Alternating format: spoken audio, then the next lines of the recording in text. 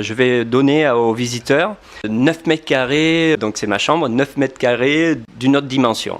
Donc on est dans un autre pays, on est dans une autre dimension en fait, dans un autre visage de la peinture, de l'état de création. Parce qu'il faut donner aux visiteurs, aux jeunes, l'envie déjà de peindre bien sûr, de créer, de se dire, mais aussi d'aller au fond de soi, de savoir qu'on a des choses à raconter.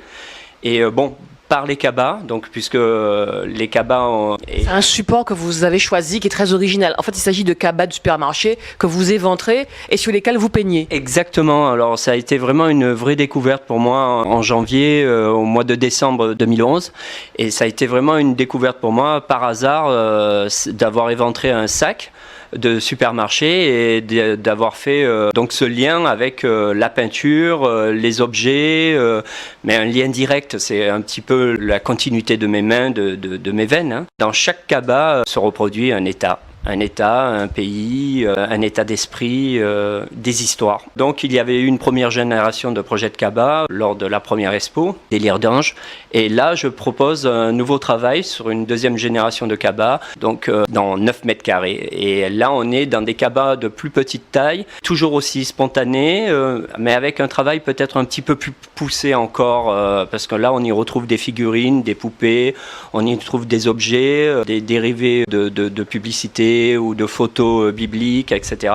Donc c'est en fait, ça va être vraiment un parcours. J'espère que ce sera un parcours initiatique pour certains. Peut-être que je vais faire peur à d'autres personnes, mais je pense qu'il ne faut pas avoir peur de soi, il faut apprendre à se connaître.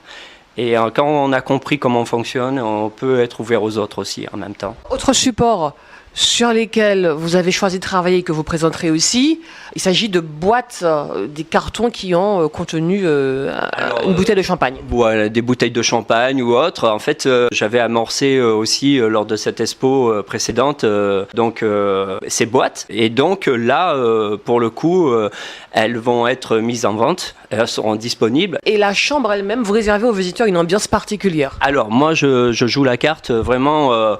on n'est pas là forcément pour vendre. Moi, ma démarche n'est pas du tout commerciale. Bon, si ça peut se faire, ça se fera.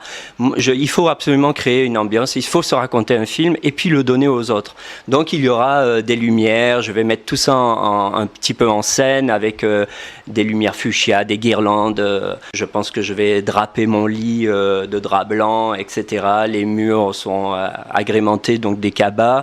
On sera vraiment dans 9 mètres carrés d'une chambre où il est impossible de dormir et c'est ça le propre de l'homme, il faut garder les yeux ouverts.